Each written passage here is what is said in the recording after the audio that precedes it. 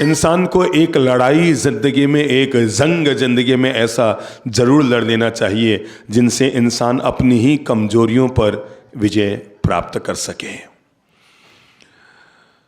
संबोधि धाम के इस पवित्र वातावरण में आज साधना शिविर का तीसरा दिन है।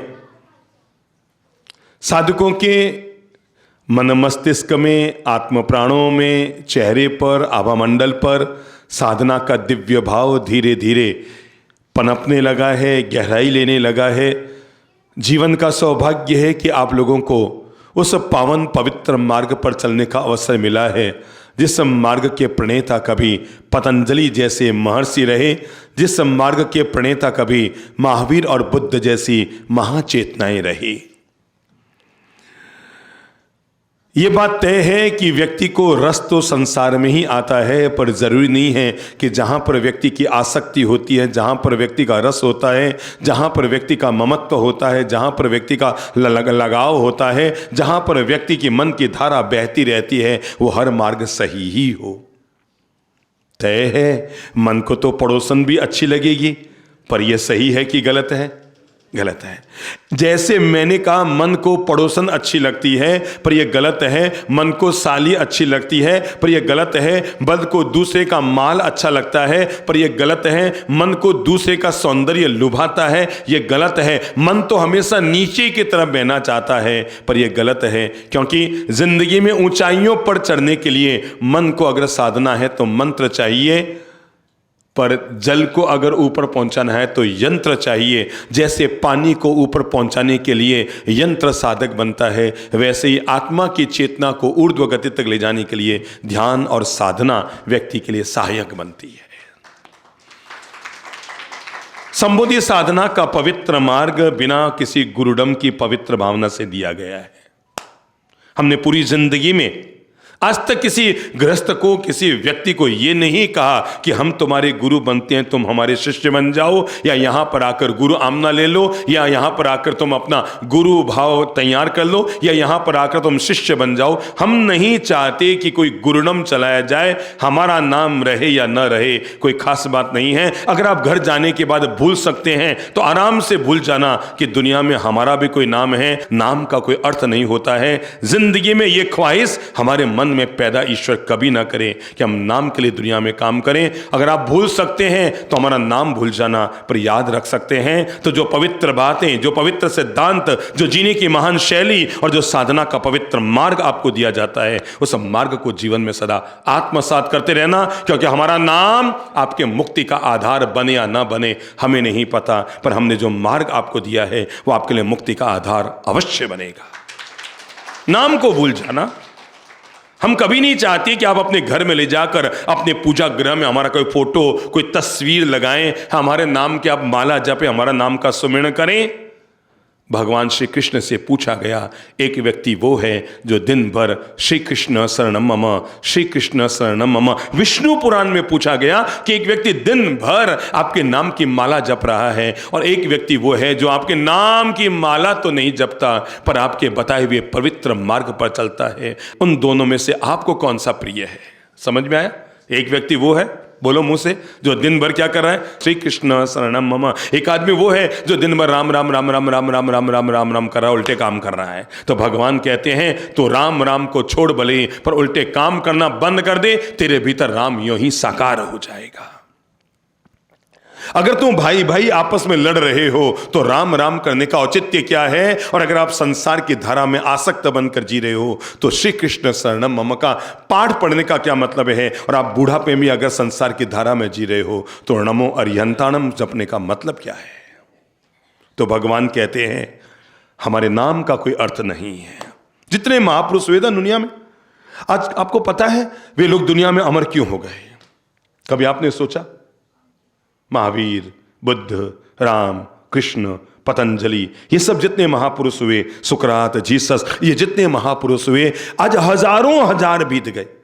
हमें तो हमारे नाम को रखने के लिए कितनी कोशिश करनी पड़ती है, कितनी बुद्धि लगानी पड़ती है। सोशल मीडिया में डाल डाल के अपने नाम को स्थापित करना पड़ रहा है। मैं आपको ये बताना चाहता हूं, ये सब नाम हवा में उड़ जाएंगे, पर वे महापुरुषों के नाम इसलिए रहे क्योंकि उन्होंने नाम के लिए काम नहीं किया था।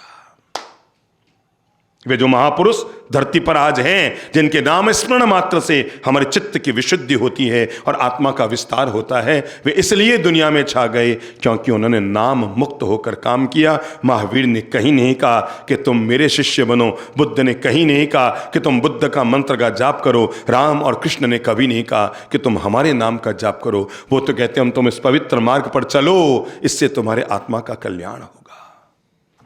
महावीर चाहते अपने शास्त्रों का निर्माण करते समय हर शास्त्र की शुरुआत में अपने शिष्यों को कह सकते थे, लिखो ओम नमो महावीराय, लिखा सकते थे। भगवान श्री कृष्ण चाहते तो भगवत गीता की संरचना करने से पहले इस वाक्य का उच्चारण करा सकते थे, लिखो ओम नमः कृष्णाय या श्री कृष्ण शरणम मम। लेकिन आपने देखा होगा, अगर आपने जैन धर्म के किसी भी पवित्र शास्त्र को उठाया हो, किसी भी महान शास्त्र को उठाया हो, किसी भी शास्त्र में आपको शुरुआत में पहली पंक्ति ये नहीं मिलेगी ओम नमो महावीराय, जब भी मिलेगी नमो अरिहंताणम। दुनिया में जितने भी श्रेष्ठ और पवित्र महापुरुष हैं उनको हमारे प्रणाम हो। और मैं सच कहता हूं, संबोधि धाम, संबोधि साधना का पवित्र मार्ग और यहां से दी जाने वाली जीने की कला का पवित्र मार्ग मन में कभी नहीं आता कि इसको नाम से जुड़ा जाए। जब भी जुड़ा है इसको काम से जुड़ा जाए। इसलिए आपको फिर कहता हूं, अगर आप भूल सकते हैं तो हमारे नाम को भूल जाइएगा। क्या कहा? बोल लो। अगर आप भूल सकते हैं तो हमारे नाम को भूल जाइएगा, पर अगर याद रख सकते हैं तो जो पवित्र मार्ग आपको मिल रहा है, पग पग, चप्पे चप्पे पर, कदम कदम पर, क्षण क्षण, मिनट मिनट, सेकंड सेकंड, उस मार्ग को जीवन में जोड़ कर रखिएगा। आपकी आत्मा का कल्याण होगा, आपकी जिंदगी स्वर्ग बनेगी, जिंदगी में जन्नत आएगा, जीवन में प्रेम और मिठास घुलेगा।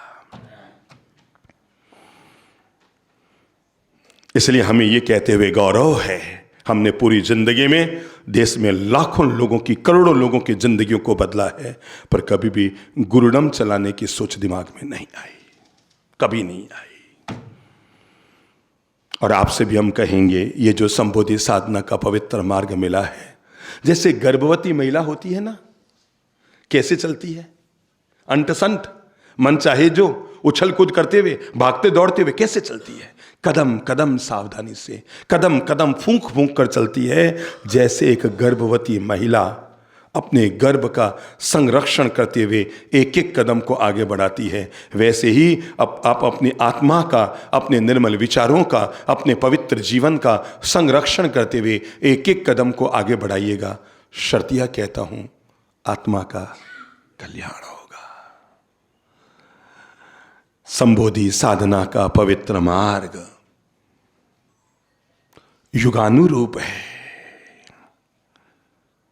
अगर एक 12 साल का बच्चा भी इस मार्ग पर चलता है तो उसके लिए काम का है। अगर कोई पढ़ाई करने वाला युवक भी इस मार्ग पर चलता है तो यह काम का है। अगर कोई उम्र दराज प्रौढ़ व्यक्ति भी इस पर चलता है तो उसकी जिंदगी को स्वर्ग बनाता है। और बुढ़ापे की दहलीज पर आया हुआ कोई व्यक्ति भी इस मार्ग पर चलता है तो आत्मसंतोष और मुक्ति का मार्ग मिलता है। अभी की बात, एक बिटिया रानी, इससे पिछले वर्ष जो रिजल्ट आए थे, सीए में ऑल इंडिया में प्रथम आई थी। तो यहां पर उसके माता पिता, जोधपुर की थी, वो खुद बॉम्बे है, उसके माता पिता के साथ सारे पत्रकार गए, जो भी यहाँ के प्रमुख अखबार और सोशल मीडिया है, और उस बच्ची से फिर बात की फोन पर। तो पता है, उस बच्ची से उन्होंने पूछा कि तुम्हारी सफलता का आधार क्या है। यही जोधपुर की बच्ची है, वो माली समाज से जुड़ी हुई बच्ची थी वो। तो पत्रकारों ने पूछा कि आप इसका पूरा श्रेय किसको देना चाहेंगे। बच्ची ने बेबाक कहा, मैंने आज से कई साल पहले गांधी मैदान में चंद्रप्रभ जी, ललित प्रभ जी महाराज की प्रवचनमाला सुनी थी, और मैंने उसी संबोधि धाम की ओर से आयोजित की गई जीने की कला के 50 प्रवचनों को सुनकर मन में ठान लिया था, मैं ऊंचाई तक पहुंचूंगी, मैं मंजिल तक पहुंचूंगी, मैं आसमान तक छूंगी, क्योंकि वहां से मुझे सोच मिल गई कि जिंदगी में आगे बढ़ना किसी एक के हाथ में नहीं, सबके हाथ में है। मेरे भाई, जब सड़क पर पड़ा हुआ पत्थर भी कभी मूर्ति बनकर मंदिर में पूजा जा सकता है। सोच लो, सड़क पर पड़ा हुआ पत्थर भी, बोलो बोलो बोलो बोलो बोलो बोलो, अपना मुंह खोलो, मिट्टी की मूर्ति बनकर मत बैठे रहो यूं, मिट्टी के माधो मत बनो। जिंदे हो तो पता लगना चाहिए कि जिंदे हैं। मैं किस किस के दाढ़ी टटोलूंगा कि आप जिंदे के ऊपर चले गए। आपकी आपकी आपकी आपकी प्रतिभा और प्रज्ञा से लगना चाहिए कि हम जिंदे हैं।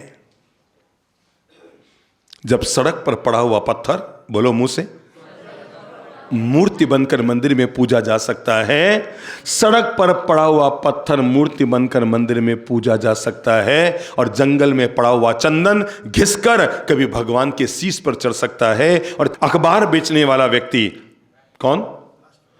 सड़क पर अखबार बेचने वाला व्यक्ति बढ़ते बढ़ते देश का गौरवपूर्ण राष्ट्रपति बन सकता है। और कभी कलकत्ता की गलियों में तबला बजाने वाला व्यक्ति बढ़ते बढ़ते बढ़ते बढ़ते देश का महान संगीतकार रविंद्र जैन बन सकता है। और कभी गुल्ली डंडा खेलने वाला बच्चा बढ़ते बढ़ते सचिन तेंदुलकर बन सकता है। और कभी पेट्रोल पंप के नौकरी से धक्के देकर निकाल दिया गया व्यक्ति बढ़ते बढ़ते देश का महान उद्योगपति धीरूभाई अंबानी बन सकता है। और कभी चाय बेचने वाला व्यक्ति बढ़ते बढ़ते देश का गौरवपूर्ण प्रधानमंत्री नरेंद्र मोदी बन सकता है। तो एक बात तय है, हम बन सकते हैं। और जब ये तय हो गया कि हम बन सकते हैं, इसका मतलब हम सब कुछ बन सकते हैं। हम महावीर और बुद्ध भी बन सकते हैं। जब चाय बेचने वाला, बोलो बोलो, प्रधानमंत्री बन सकता है और अखबार बेचने वाला राष्ट्रपति बन सकता है, इसका मतलब हम भी बन सकते हैं। और केवल प्रधानमंत्री और क्या राष्ट्रपति नहीं, हम सिद्ध बुद्ध अरिहंत तीर्थंकर बनने की योग्यता अपने भीतर रखते हैं। जिसने प्रयास किया उसने पाया, और जिसने प्रयास नहीं किया, एक लड़का इसलिए डॉक्टर बन गया क्योंकि उसने डॉक्टर बनने के लिए प्रयास किया। एक व्यक्ति इसलिए इंजीनियर बन गया क्योंकि उसने इंजीनियर बनने के लिए प्रयास किया। एक व्यक्ति इसलिए विवेकानंद बन गया क्योंकि उसने वहां तक पहुंचने के लिए प्रयास किया। बिना प्रयास अनायास ठीक है कोई 2-5 लाख में राजा का बेटा राजा बन जाए, बाकी तो सबको मेहनत करनी पड़ती है। चींटी को कण के लिए भी मेहनत करनी पड़ती है, और हाथी को मन के लिए भी मेहनत करनी पड़ती है। मैं आपको कैसे बताऊं, व्हेल मछली, कौन? व्हेल मछली का रोज का भोजन कितना है मालूम है आपको? कितना? 2 टन खाना चाहिए उसको। कितना? कितना? तो अब ये तो चला गया कि चींटी को कण और हाथी को मण, अब तो मण के ऊपर वाले जीव भी मिल रहे हैं हमको। 2 टन, कितना? 2 टन भोजन रोज चाहिए। उसका भार होता है 50 टन के करीबन, और रोज उसको 2 टन भोजन चाहिए। भगवान देता है उसी को जो प्रयास करता है। एक युवक रोज ये सुना करता था, भगवान सबको देता है, भगवान सबको देता है, भगवान सबको देता है। सोचा देखो तो सही आखिर भगवान सबको कैसे देता है। वो जंगल में गया और जाकर उसने देखा कि एक शेर शिकार कर रहा है, और तभी वहां से एक सियार जिसके दोनों पांव पीछे के टूटे हुए हैं, और वो सरकता हुआ भूखा प्यासा तड़फता हुआ वो सियार धीरे धीरे सरक कर आगे बढ़ रहा है अपने भोजन की तलाश के लिए। शेर आधा भोजन करता है और आधा भोजन छोड़ देता है। किसके लिए? सियार के लिए, कि ये अपाहिज हो गया, ये चल नहीं पाएगा, और उसको भोजन मिल जाता है। सियार यूं ऊपर करता है हाथ, किसके लिए? भगवान के लिए, शुक्राना अदा करने के लिए। और वो सियार, लकवाग्रस्त सियार, अपाहिज सियार, विकलांग सियार, और वो बचे हुए भोजन को खा रहा है। उस आदमी के मन में पक्का हो जाता है भगवान सबको देता है। वो घर आ जाता है, रात भर बैठा है, भगवान भोजन दो, भगवान भोजन दो, भगवान भोजन दो। एक पहर बीता, दूसरा प्रहर बीता, तीसरा प्रहर बीता, चौथा प्रहर भी बीत गया। रात भर भगवान भोजन दो, भगवान भोजन दो, भगवान भोजन दो, पर भोजन नहीं मिला। वो भगवान के मंदिर में गया और भगवान को उलाहना देते हुए कहने लगा, भगवान तुम भी कैसे हो? अरे उस सियार को तुमने जंगल में भोजन दे दिया जिसने तुम्हें कहा भी नहीं होगा भोजन दो भोजन दो। मैं रात भर कहता रहा भोजन दो भोजन दो भोजन दो। लोग कहते हैं भगवान सबको देता है, पर तूने तो मुझे कुछ दिया ही नहीं। मूर्ति में से भगवान प्रकट हुए और प्रकट होकर कहने लगे, मेरे प्यारे पुत्र, जिंदगी में याद कर, मैंने तुम्हें शियार की तरह पैदा नहीं किया, मैंने तुम्हें शेर की तरह पैदा किया है। इसलिए शियार बनकर केवल किसी के भरोसे मत बैठ, शेर बनकर उद्यमे नहीं सिद्ध्यंति कार्याणि न मनोरथै न ही सुप्तस्य सिंहस्य प्रविशन्ति मुखे मृगा। सुना है ना, हितोपदेश में पढ़ा है ना, पंचतंत्र की कहानियों में ये कहानी का श्लोक आपने पढ़ा है। और ये पंक्ति तो भारत के बच्चे बच्चे के हृदय में समाई हुई है। उद्यमे नहीं सिद्ध्यंति, आगे कार्याणि न मनोरथ है। जिंदगी में सब कुछ अनायास नहीं होता है मेरे भाई बहनों, जिंदगी में हर काम प्रयास से होता है। हमारे जीवन में आगे बढ़ने के लिए हमारे चेहरे की सुंदरता 10% भूमिका अदा करती है। कितना परसेंट? 10%। ठीक है, आप गोरे हैं, सुंदर हैं, चेहरे मेरे भगवान ने आपको अच्छा बनाया है, ठीक है, 10% बस। भाग्य की भूमिका केवल 20% है। इससे ज्यादा मत समझ लेना आप कि सब बैठे ठाले मिल जाएगा हमको। लेकिन जिंदगी में आगे बढ़ने के लिए इसके अलावा किसी की अगर भूमिका है तो आदमी की बड़ी सोच, आदमी के अच्छे प्रयास, आदमी का लगातार किया गई कोशिश, 70% भूमिका होती है आदमी के जीवन की कामयाबी में। बैठे ठाले आदमी रोटियां तो तोड़ सकता है, आसमान को छूने के लिए बैठे ठाले काम नहीं होता है, करना पड़ता है। चींटी को कण पाने के लिए भी करना पड़ता है और हाथी को मण खाने के लिए भी करना पड़ता है। जो चले सो चले, बोलो तो, जो चले सो चले। आप लोगों के लिए यह आत्मतोष की बात है कि आपके जीवन में संबोधि साधना का उदय आया है। ऐसा नहीं है कि आप यहां आकर ध्यान कर रहे हैं, ध्यान तो आप घर में भी खूब रखते थे। देरानी क्या क्या कर रही है, दिन भर ध्यान रखते थे। इतना ध्यान तो यहां भी अभी नहीं किया आपने। 3 दिन के लिए दड़ा आई है, वो मम्मी से क्या क्या बातें कर रहे हैं, जितना ध्यान से आपने बंद कमरे में ननंद और मम्मी सासू मां आपकी बातें कर रही हैं, उतना ध्यान से कभी आपने ऊपर वाले की आवाज भी नहीं सुनी होगी। ध्यान तो कर रहे थे आप। ऐसा नहीं है कोई यहां आकर ध्यान कर रहे हैं, सड़क पर कोई बहुत सुंदर लड़की आई, कितना ध्यान से आप उसको देख रहे थे। इतने ध्यान से तो आपने मंदिर में भगवान की मूर्ति को नहीं देखा होगा, पर वो ध्यान अशुभ था। यहां ध्यान को मोड़ा गया है, धारा मोड़ी गई है, शुभ लक्ष्य दिया गया है। जो नाला था उसे गंगा बनाने का प्रयास किया गया है। पानी तो नाले में भी बहता है, पता है ना, पानी नाले में भी बहता है और पानी झरने में भी बहता है। दोनों ही बह रहे हैं, पर फर्क इतना सा है, एक अशुभ जल से भरा हुआ है और एक शुभ जल से भरा हुआ है। ध्यान भी हमारे भीतर ऐसा ही होता है। जो व्यक्ति संसार की धाराओं में जी रहे हैं वो भी बड़े ध्यान में जी रहे हो।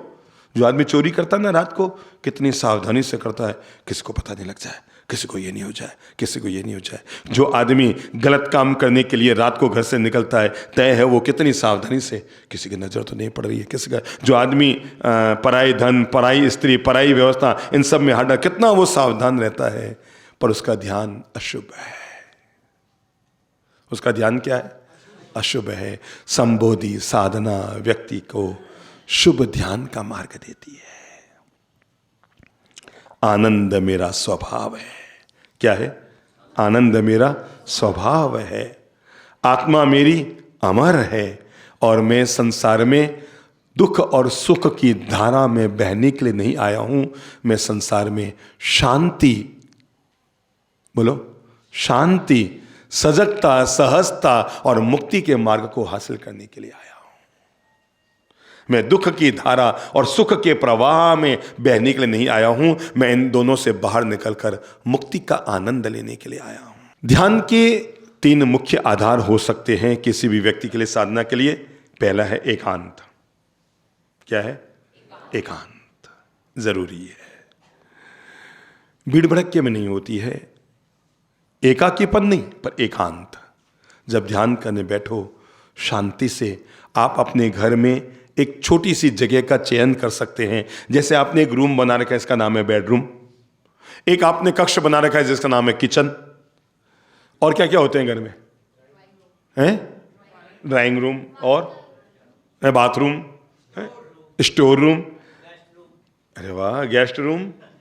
एक जैसे आपने गेस्ट रूम बना रखा है वैसे घर में बेस्ट रूम बना लीजिए। वेस्ट नहीं, बेस्ट। और बेस्ट रूम का उपयोग कीजिए। उसको बहुत बड़ा बनाने की जरूरत नहीं, उसको ज्यादा सजाने की जरूरत नहीं है। सोफा, तकिया, ये वो अटरम पटरम कटरम कुछ नहीं।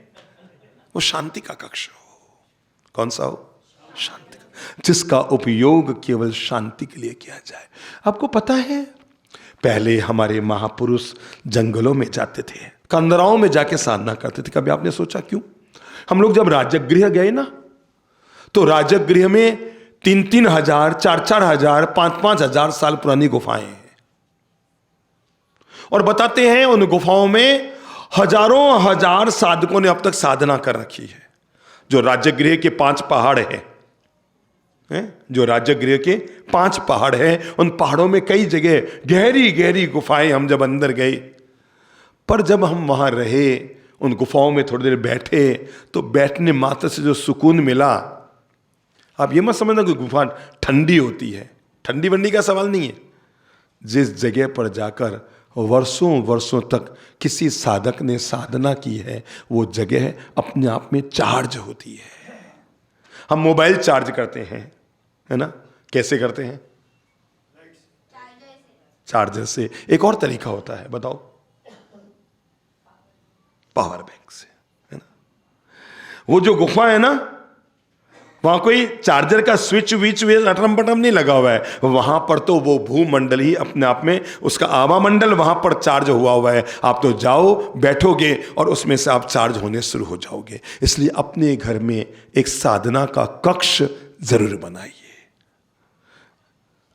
इतना बड़ा आपका मकान है और इतनी तो आपके घर में चलती होगी कि आप छोटा सा, भले 4x6 का ही सही, लकड़ी का पार्टीशन डालकर ही सही, पर एक छोटा सा कक्ष जरूर बनाएं जिसका नाम हो ध्यान कक्ष। यह भी नाम रख सकते हैं संबोधि कक्ष, या आपकी जो मन चाहे वो नाम रख सकते हैं। नाम से कोई ज्यादा फर्क नहीं पड़ता है। और आप उसका उपयोग किसके लिए? केवल ध्यान के लिए कीजिए। आप देखेंगे, आप बेडरूम में जाते हैं ना, तो मन में नहीं आता क्या बनाऊं क्या नहीं बनाऊं। बाथरूम में जाते हैं तो भी मन में नहीं आता क्या बनाऊं क्या नहीं बनाऊं, इडली बनाऊं, सांभर बनाऊं, डोसा बनाऊं, ककड़ी बनाऊं, भिंडी बनाऊं, नहीं आता ना। कौन सी जगह जहां पर जाते ही दिमाग में आना शुरू हो जाता है क्या बनाऊं क्या बनाऊं क्या बनाऊं। बस जैसे आपने खाने के लिए एक जगह निर्धारित कर रखी है, और जैसे उसमें घुसते हैं, एक काम करती हूं चिलड़ा बना देती हूँ, मालपुए, मतलब दिमाग में घूमने शुरू हो जाएंगे। एक काम करती हूँ गरम गरम एक, अरे यार नहीं नहीं नहीं नहीं सर्दी तेज है, दाल भिगोती हूँ। और क्या बनाऊं? क्या? पकौड़े बना देती हूँ, दाल बाटी। दिमाग ये बाथरूम में आई थी सब चीजें दिमाग में, नहाते हुए आई थी। क्यों? क्योंकि बाथरूम में जाते ही आपको सीधा पानी याद आता है, और किचन में जाते ही सीधा आपको खाना याद आता है। ऐसे ही साधना के कक्ष को अगर आपने घर में निर्मित कर दिया है, आप जैसे ही उसके भीतर जाकर बैठेंगे, आपको बैठने मात्र से विचार ही आपके साधना के आने शुरू हो जाएंगे। दुनिया आप कहीं जाएंगे, उल्टे सीधे दिमाग में विचार आ सकते हैं, पर मेरी गारंटी है संबोधि धाम में आप कभी भी आइएगा, कभी भी नेगेटिव विचार आपके दिमाग में आ ही नहीं सकता। क्यों? क्योंकि यहां पर हजारों लाखों लोगों ने बैठकर साधना की है। लाखों लोगों ने। कभी आप प्रयोग करके देखना, जब कोई भी ना हो यहां पर, आप इस हॉल को खुलवाना, आकर के आसन पर आकर बैठ जाना, आंख बंद कर लेना, आती जाती श्वास पर अपने ध्यान को केंद्रित कर लेना। 10 मिनट के अंदर अंदर लगेगा मुझ पर शांति बरस रही है, आनंद बरस रहा है, प्रेम बरस रहा है, मिठास बरस रहा है, मेरा मन शांत हो रहा है, मैं मुक्त हो रहा हूं। आपने सोचा ऐसा क्यों होता है? ये जो गबारे बने हुए ना ऊपर, ये कोई डिजाइन नहीं है। ये जो पिरामिड नुमा बने हुए ना, ये डिजाइन नहीं है यहां की। जब हम बोलते हैं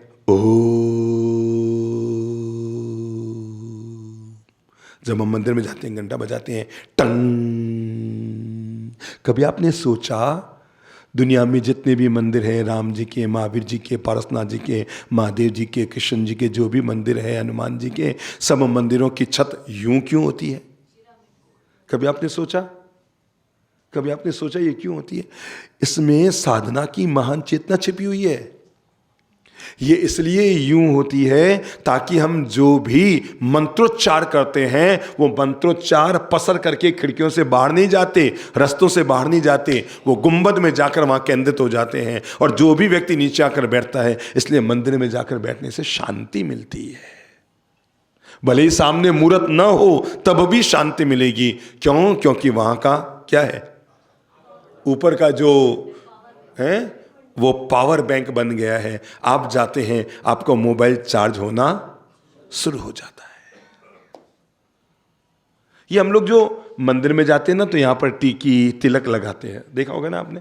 कभी आपने सोचा क्यों लगाते हैं हम? मंदिर में हम इसलिए तिलक नहीं लगाते कि हम बाहर जाके लोगों को बताएं कि हम मंदिर जाकर आए हैं। ये हम इसलिए लगाते हैं कि हे ईश्वर, जैसे मैंने तुम्हारे मंदिर में आकर चंदन का तिलक, चंदन की टीकी अपने सिर पे लगाई है। यहां नहीं लगाते हम, यहां नहीं लगाते, यहां नहीं लगाते, यहां नहीं लगाते। कहां लगाते हैं? यहां लगाते हैं। कहां लगाते हैं?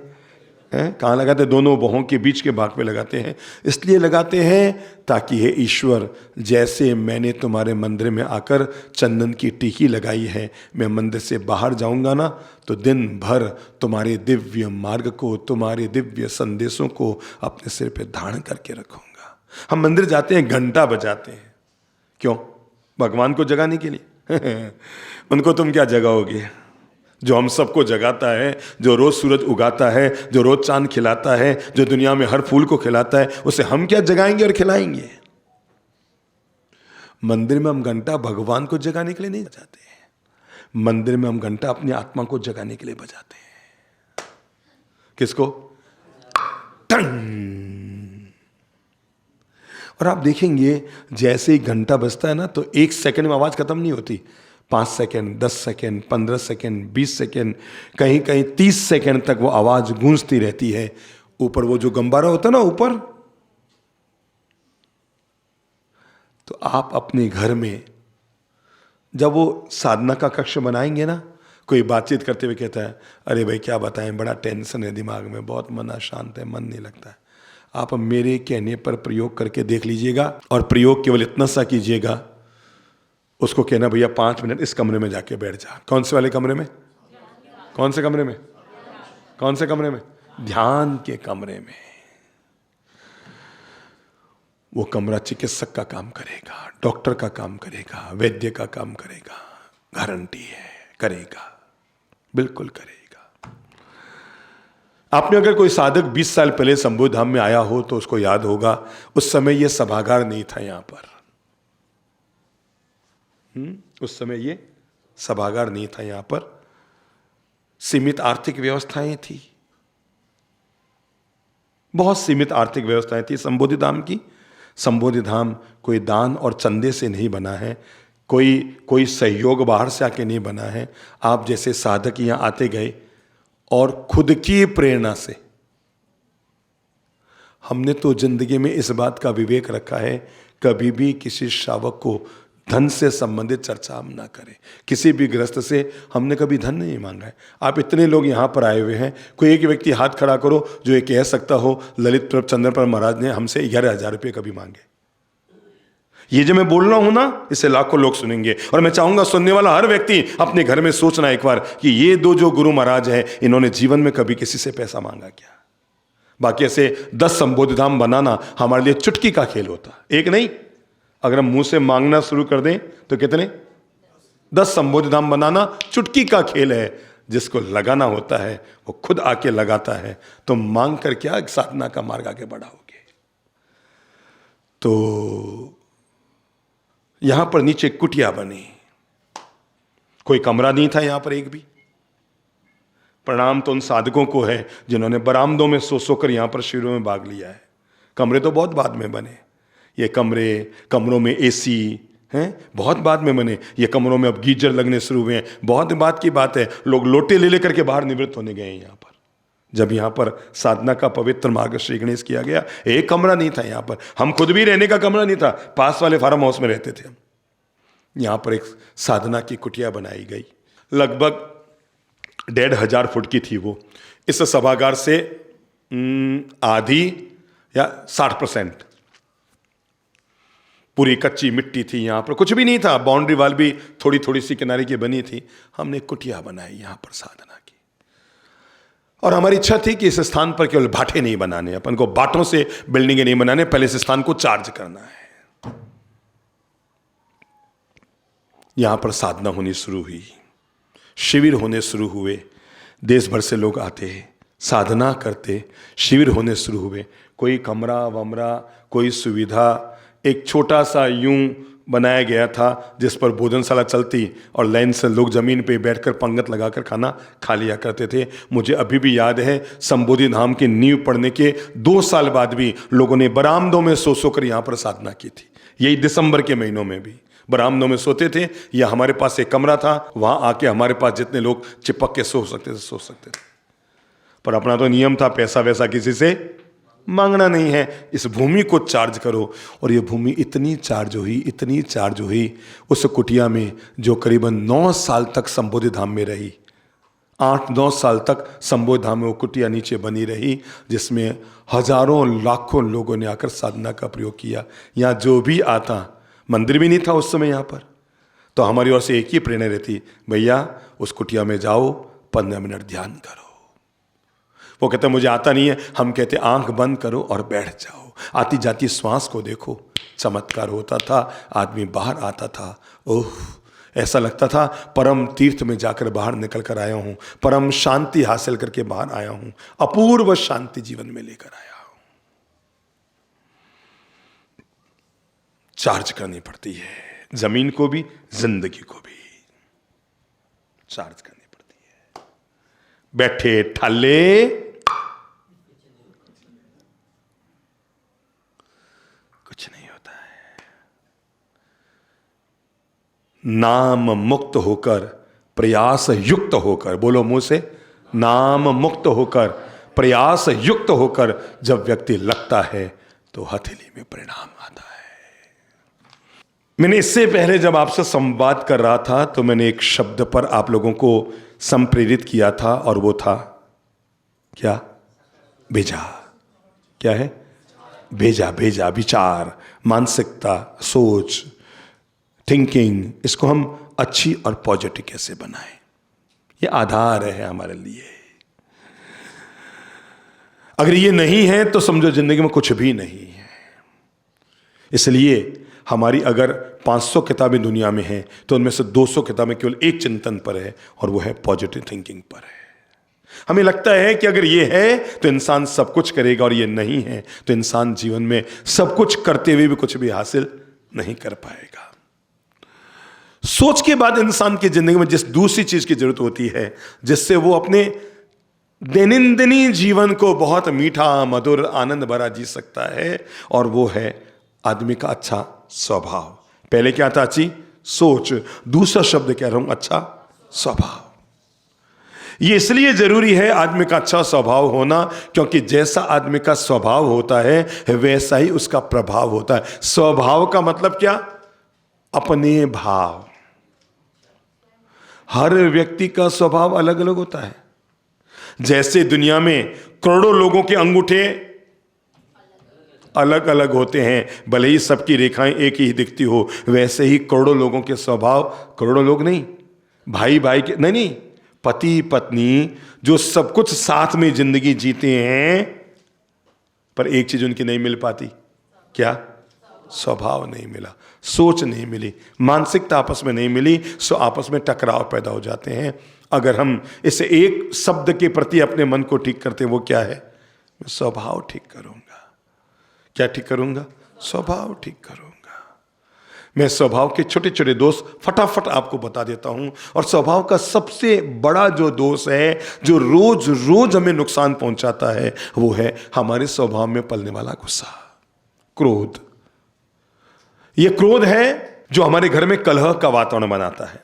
ये क्रोध है जो हमें मानसिक तनाव देता है। ये क्रोध है जो हमें आपस में दूरियां बढ़ाता है। ये क्रोध है जो हमारी जिंदगी के प्रेम और मिठास को मार देता है। ये क्रोध है जो हमारी हंसी की हत्या करता है, खुशी को खत्म करता है। ये क्रोध है जो हमारे जीवन के एक एक कौर को जहरीला बना देता है। अगर आप एक लाइन में समझना चाहें तो मैं आपको समझा देता हूं। यह क्रोध है जिससे भरकर मां अगर अपने बच्चे को दूध भी पिलाएगी, बोलो, जोर से बोलो, माताएं बोलो, जहर बन जाएगा।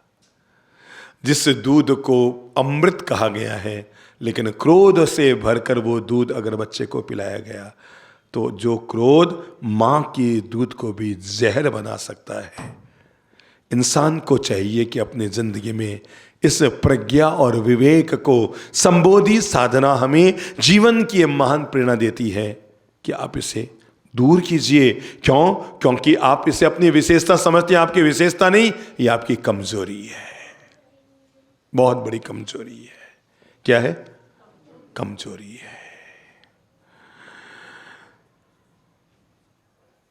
जीना है, एक शब्द दिमाग में ले लो, मैं क्रोध में नहीं जीऊंगा। बोलो, फिर से बोलो, मैं क्रोध में नहीं जीऊंगा। कुछ लोगों को लगता है नहीं ऐसा मैं जी नहीं पाऊंगा ना। एक और बोल लो, मैं क्रोध में नहीं जीऊंगा। तो किस में? मैं बोध में जीऊंगा। क्रोध में जीना संसार है, बोध में जीना समाधि है। क्रोध में नहीं जीऊंगा, किस में जीऊंगा? बोलो बोलो, मुंह से बोलो, अपना मुंह खोलो। बोध में जीऊंगा। क्रोध, कलह, कषाय, आपस में तनाव, बोध में जीऊंगा। कभी कोई टेढ़ा शब्द बोल दे, ठीक है, नो प्रॉब्लम। जो व्यक्ति जैसा होता है वो व्यक्ति आपके बारे में वैसा ही बोलता है। हमारी वाणी हमारे व्यक्तित्व का आईना होती है। हम जैसा होते हैं वैसा ही बोलते हैं। समझदार आदमी कभी बुद्ध और बुद्धू में क्या फर्क है? केवल ऊ का फर्क नहीं है, समझ गए? बुद्ध और बुद्धू में, बोलो, केवल ऊ का फर्क नहीं है कि ऊ लगाओ तो बुद्धू बन गया और ऊ हटाओ तो बुद्ध बन गया। ना बाबा ना, पूरी जिंदगी का फर्क है। और फर्क यह है, अगर कोई व्यक्ति अपने मन को साध गया, अपने क्रोध को नियंत्रण में, क्रोध, कषाय, राग, द्वेष, इन पर विजय प्राप्त कर गया, वो बुद्ध बन गया। और जो इनसे गिर गया, इतना सा फर्क है बस।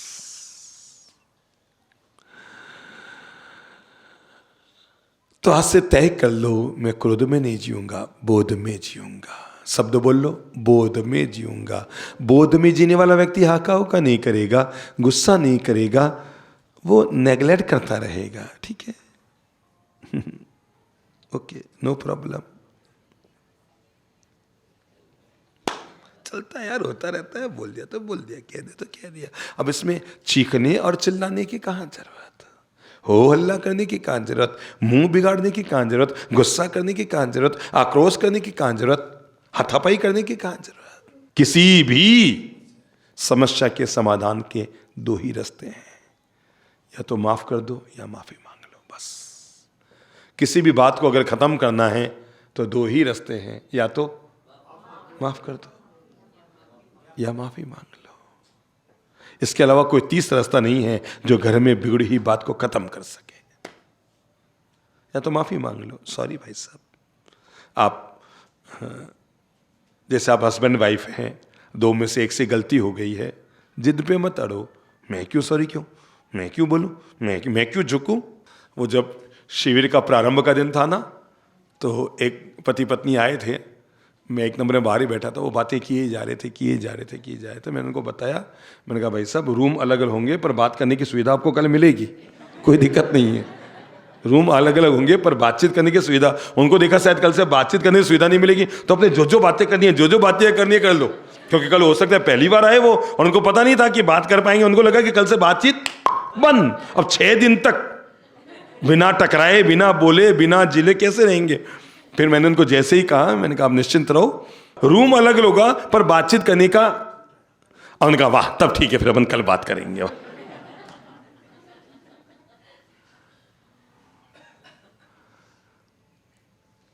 बोलना अगर चांदी है,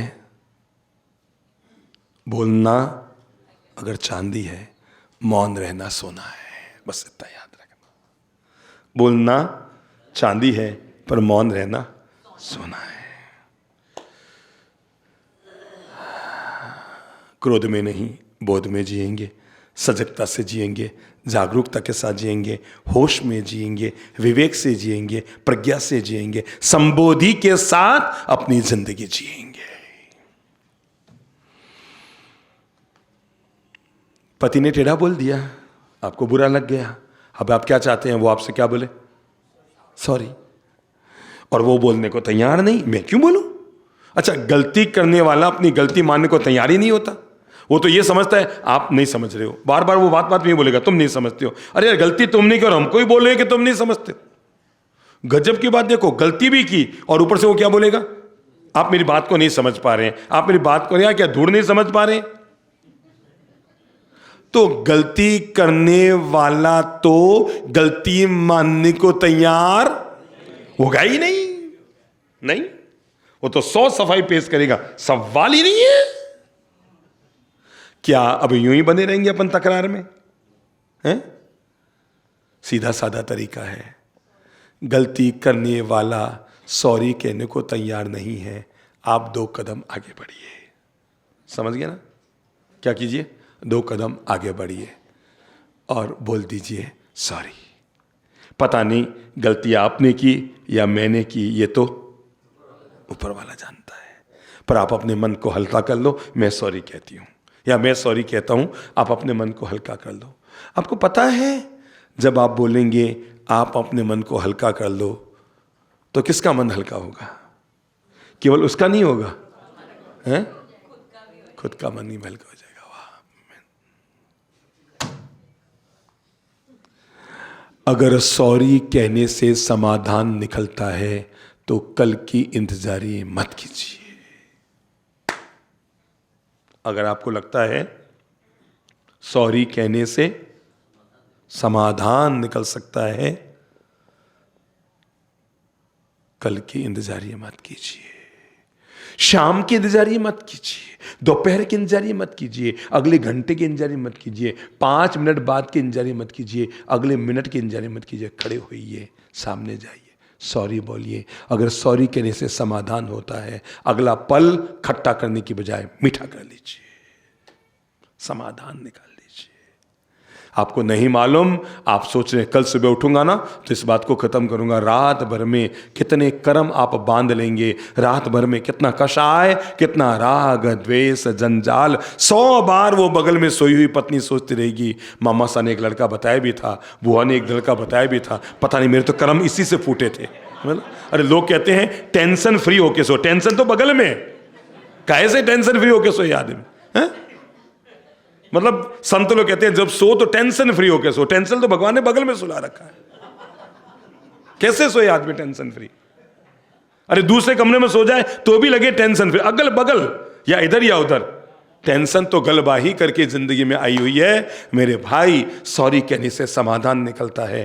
प्लीज, अगर आप हमसे प्रेम करते हैं, अगर आप ललित महाराज की बातों को दिल में जगह देना चाहते हैं, मैं आपको पहला संदेश यहीं से देना चाहूँगा, जिस सिद्धांत को मैंने ज़िंदगी में 1 लाख बार खुद के जीवन में लागू किया है, और वो ये है, सॉरी कहो, समाधान निकालो, उसके कर्म वो जाने, तुम अपने मन को हल्का करने का आनंद ले लो, बस। अब उसने अपने मन को साफ किया कि नहीं किया, फूटे कर्म उसके। मैं किस किस के पीछे पड़ूंगा यार? अपने मन को मेरे प्रति में अपने मन को तूने वो किया कि नहीं, हुआ कि नहीं? मेरा मन साफ तो 1000 कसूर माफ, मेरा मन साफ तो 1000 कसूर माफ। माफी मांग लो या माफ कर दो। भगवान श्री महावीर ने एक प्यारा शब्द दिया है और उसका नाम है मिच्छामि दुक्कड़म। सुना होगा ना आपने? ये जैन समाज में एक बहुत अच्छी परंपरा है कि जब पर्युषण आते हैं, संवत्सरी आती है, तो आप सोशल मीडिया में, मोबाइल में देखते होंगे, लोग एक दूसरे को भेजते रहते हैं, मिच्छामि दुक्कड़म मिच्छामि दुक्कड़म पढ़ते होंगे ना। जो जन्मजात जैन न हो तब भी वो सोशल मीडिया में, व्हाट्सअप, फेसबुक, इनमें देखते रहते होंगे ना। ये शब्द नहीं है, ये धर्म के प्राण हैं। ये जो मिच्छामि दुक्कड़म है, आप इन्हें केवल शब्द मत समझना, कोई शब्द है, ये अध्यात्म के प्राण है, ये साधना के प्राण है, ये धर्म के प्राण है। जब आप जिन सूत्र का स्वाध्याय करते हैं ना, तो इसमें जब ध्यान सूत्र आएगा तो आप ध्यान सूत्र में पढ़ेंगे, भगवान ने कहा है कि तो ध्यान में तो बाद में बैठ, पहले अपने मन को निर्मल और पवित्र कर ले। क्यों? क्योंकि अगर कषाय ग्रस्त मन के साथ तुमने अगर ध्यान भी कर लिया तो तेरे भीतर साधक पैदा नहीं होगा, कोई ना कोई दुर्वासा पैदा होना शुरू हो जाएगा। साधक पैदा नहीं होगा तुम्हारे भीतर, दुर्वासा पैदा होना शुरू हो जाएगा। ये जो मिच्छामि दुक्कड़म है ना, बहुत मान शब्द है। मिच्छामि यानी मिथ्या, क्या? दुक्कड़म यानी दुष्कृतम, मैंने कुछ भी गलत किया हो, भगवान उसको माफ कर दे, आप मुझे माफ कर दे। दो शब्द है, एक है मिच्छामि दुक्कड़म, अपने शब्द सुने होंगे, एक होती है क्षमापना। क्या होती है? क्षमापना। एक होता है मिच्छामि दुक्कड़म।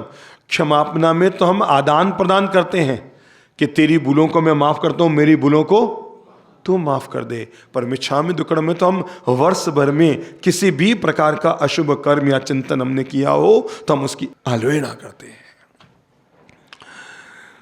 तो पहला शब्द हम दिमाग में रखें अपने स्वभाव के लिए।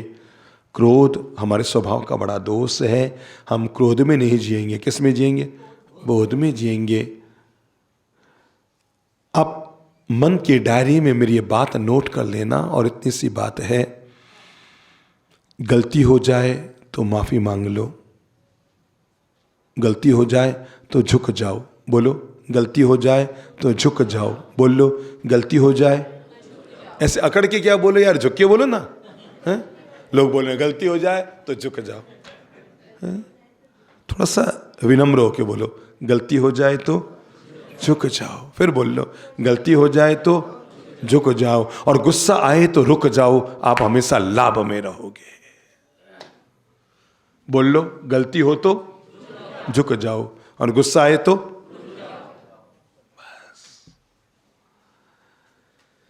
ये दो ऐसे महान मंत्र हैं जो मंत्र आपके जीवन में संबोधि की सुवास देंगे, शांति, आनंद और प्रेम की जिंदगी आपके हथेली में देंगे। गलती हो गई, सॉरी। गुस्सा आ गया, कल बात करेंगे, टाल दो। स्वभाव में हमारे एक और दोष होता है, ये क्रोध, मान, माया, लोभ, ये सब तो है ही, पर एक और दोष होता है, वो होता है हमें हमेशा दूसरों की कमियां और कमजोरियां नजर आती है। इस पर नियंत्रण करना जरूरी है,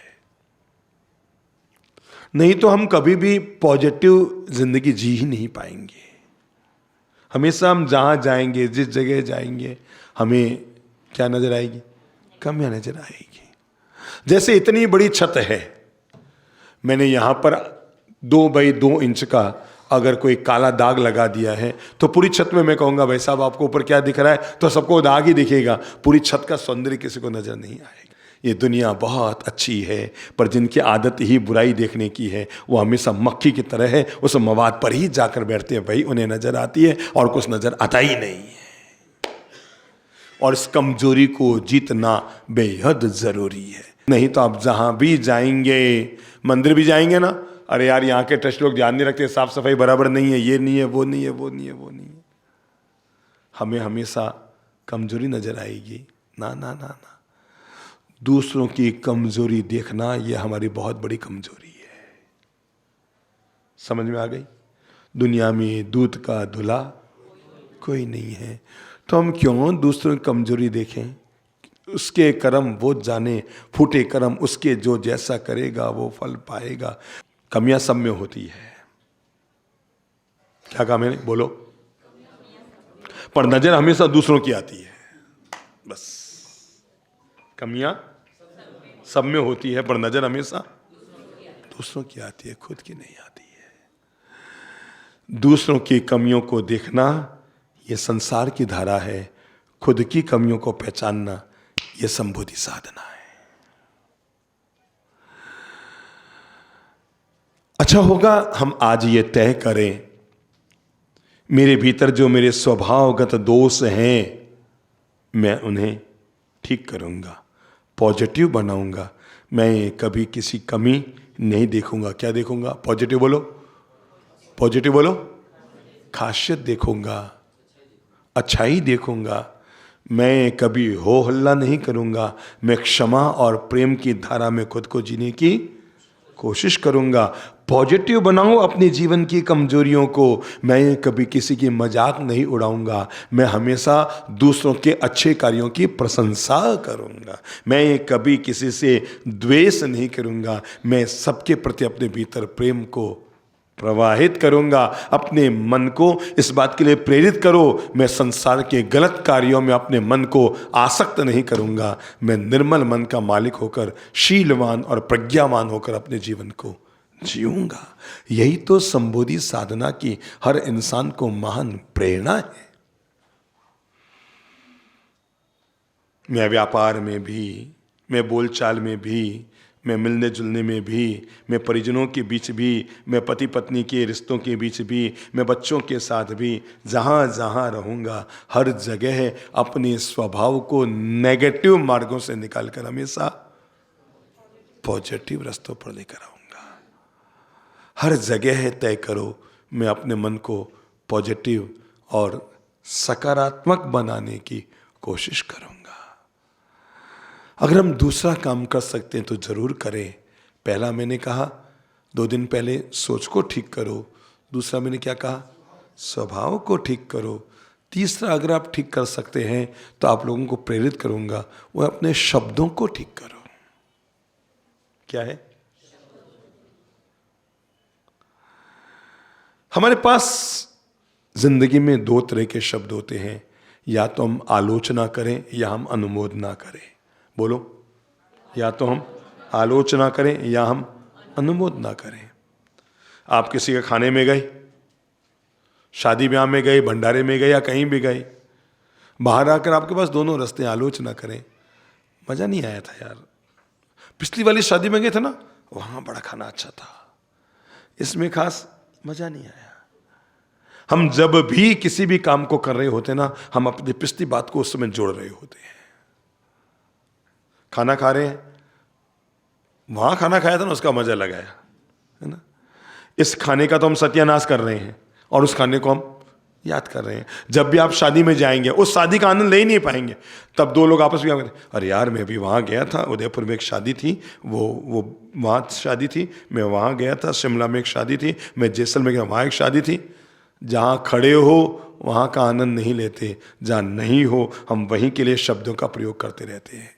इसलिए अपने मुंह से आज संकल्प ले लो, मैं 4 लोगों के बीच, 1 लोगों के बीच, 2 लोगों के बीच अपनी ओर से कभी भी आलोचना नहीं करूंगा।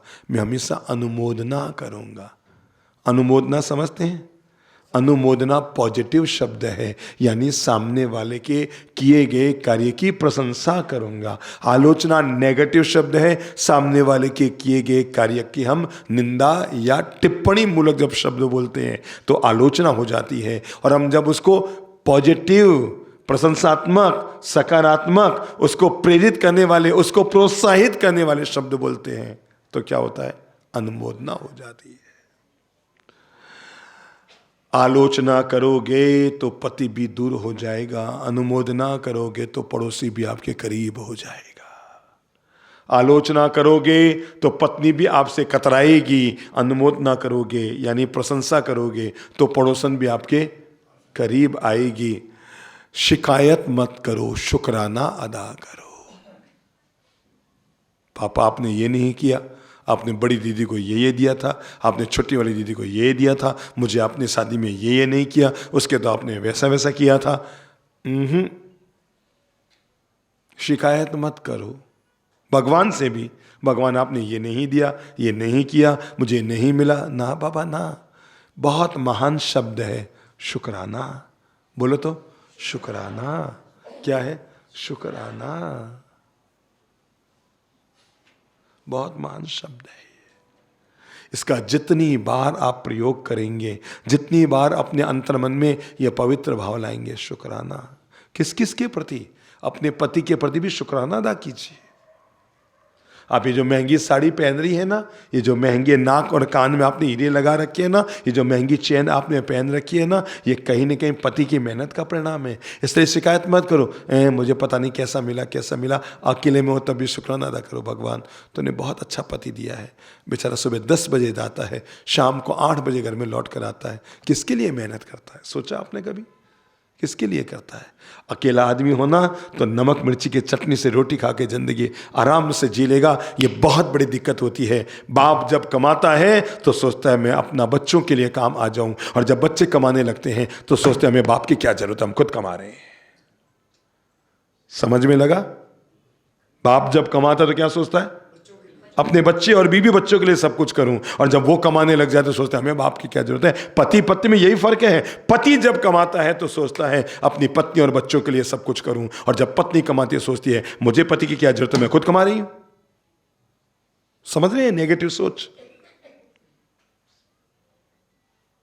गुरु जब विद्वान हो जाता है सोचता है अपने शिष्यों को तैयार कर दूं, और शिष्य जब तैयार हो जाते तो सोचता है मुझे गुरु की क्या जरूरत है, मैं खुद अब कमाने खाने बोलने चालने लग गया।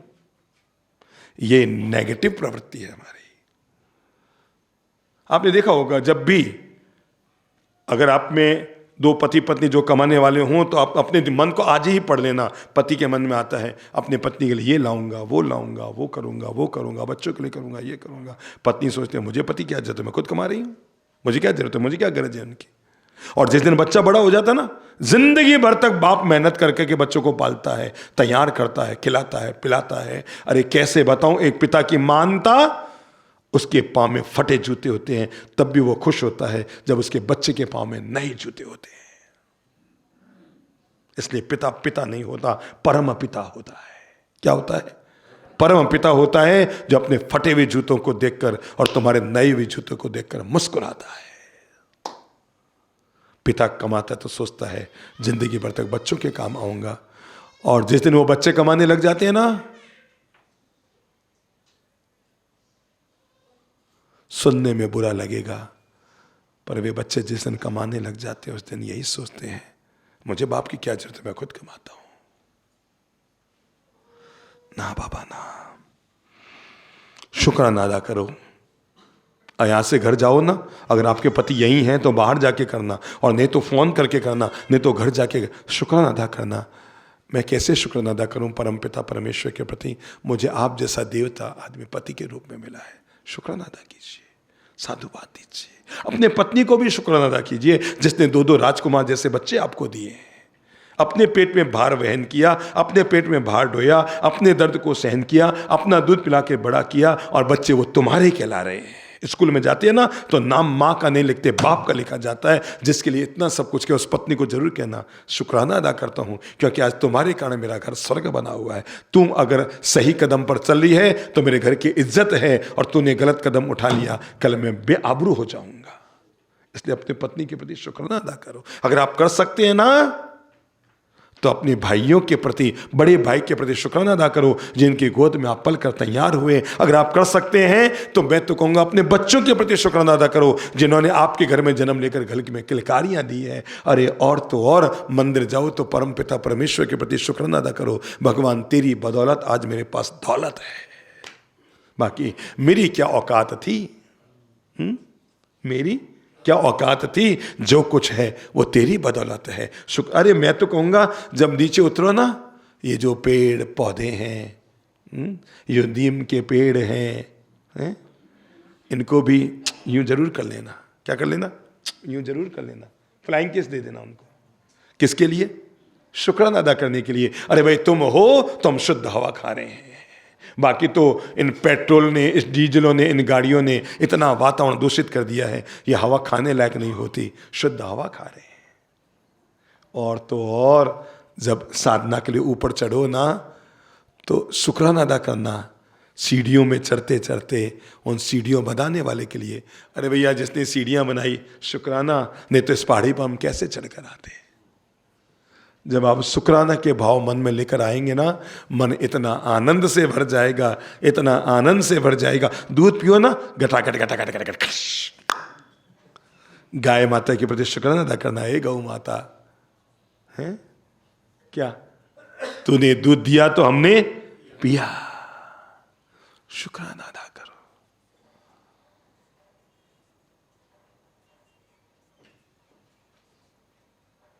और ये शुक्राना कदम कदम पर जरूरी है। ये हम सामने वाले को साधुवाद नहीं दे रहे हैं, हम अपने भीतर अहो भाव पैदा कर रहे हैं, आनंद का भाव पैदा कर रहे हैं, माधुर्य पैदा कर रहे हैं। शुक्राना वही व्यक्ति कर सकता है जो भीतर से माधुर्य से भरा होता है। बाकी तो शिकायत करेगा, ओ भैया क्या तूने ऑटो ऐसा कैसा थर्ड क्लास ऑटो लिया, क्या क्या यार क्या तूने कर रखा है। नहीं नहीं नहीं, कहीं आप टापू में फंसे थे 7 दिन से, एक टूटी फूटी नाव आई, आपने कहा हे भगवान तू भी यार गजब का है, 7 दिन बाद नाव भेजी तब भी ऐसी टूटी फूटी।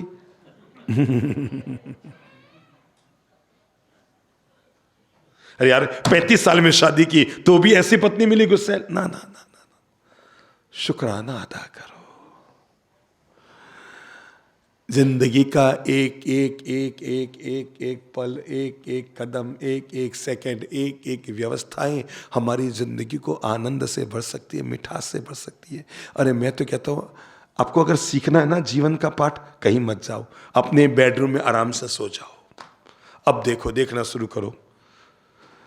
अगर जिंदगी का पाठ पढ़ना है, जीने की कला सीखनी है, जिंदगी कैसे जीनी चाहिए, देखो जैसी आप पलंग पर लेटे हुए हैं, आंख खोलेंगे तो सबसे पहले क्या नजर आएगी, ऊपर छत नजर आएगी। सीखो।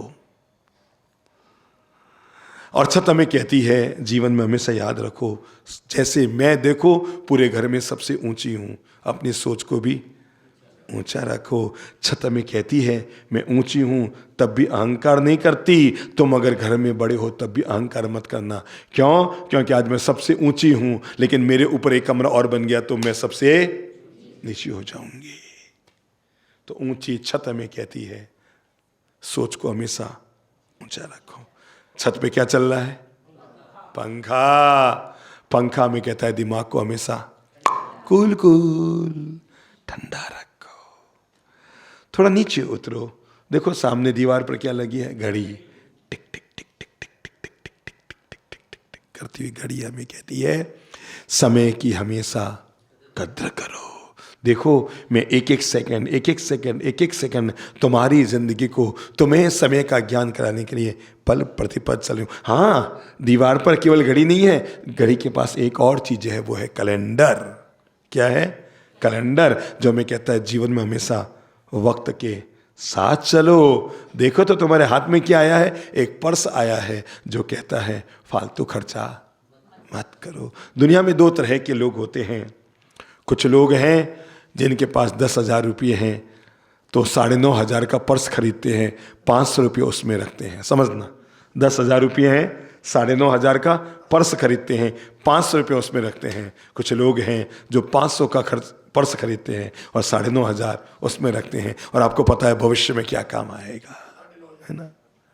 तो पर्स हमें कहता है भविष्य के लिए भी अपनी जिंदगी में संजो कर रखो। हाँ, दीवार पर एक और चीज लगी है, भूल गया, वो तो शीशा, आईना।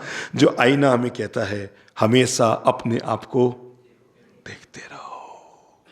केवल दूसरों को ही मत देखते रहो, अपने आप को भी देखते रहो। अरे देखो तो सही, ये सब चीजें किस पर लटकी है? दीवार पर। और दीवार हमें कहती है दूसरों का बोझ उठा के रखो। वो छत को भी उठाए है, घड़ी को भी टिकाए है, एसी को भी टिकाए है, कैलेंडर को भी टिकाए है, आईने को भी टिकाए है, पर वो घबराती नहीं है, वो दूसरों का बोझ उठाने में सक्षम है। दीवार में एक और चीज है, वो है खिड़की, जो मैं कहती है अपने नजरों को, अपने दायरे को हमेशा बढ़ा रखो। देख लो नीचे क्या है, फर्श, जो हमें कहती है जिंदगी में कितनी भी ऊंचे उड़ जाओ, जमीन से हमेशा जुड़े हुए रहो। मैंने आज 2 बातें आप लोगों से अनुरोध की। नंबर 1, स्वभाव को अच्छा रखो। नंबर 2, शब्द और भावों को हमेशा अच्छा रखो। हमेशा हमारी ओर से नेगेटिव शब्द नहीं, हमेशा पॉजिटिव शब्द बोलो। भूल चूक कर कभी किसी की मजाक मत उड़ाओ। क्या कहा? भूल चूक कर कभी किसी की मजाक, टिप्पणी, आलोचना। अच्छा बताओ तो कौन कौन लोग हैं जिन्होंने बचपन में सुना था माँ बाप से कि काने को काना नहीं कहना चाहिए, आंधे को आंधा नहीं कहना चाहिए? सुना है ना? आपने सोचा क्यों? क्योंकि उसके मन दुखता है, इससे सामने वाले का मन दुखता है। और हमें ऐसे शब्द का प्रयोग नहीं करना चाहिए जिससे सामने वाले का मन दुखे। हमें ऐसे शब्दों का प्रयोग करना चाहिए जिससे हमारे द्वारा दूसरों को सुख मिले, शांति मिले, आनंद मिले, मिठास घुले, आनंद आए, जीवन में खुशियाँ आए। अगर जीने की कला का पाठ पढ़ना चाहते हैं तो आज की अंतिम लाइन कहता हूँ, और वो इतनी सी लाइन है, जिंदगी में प्रेम, शांति और मिठास को जीने के लिए केवल बुद्धि नहीं चाहिए, हृदय की शुद्धि चाहिए।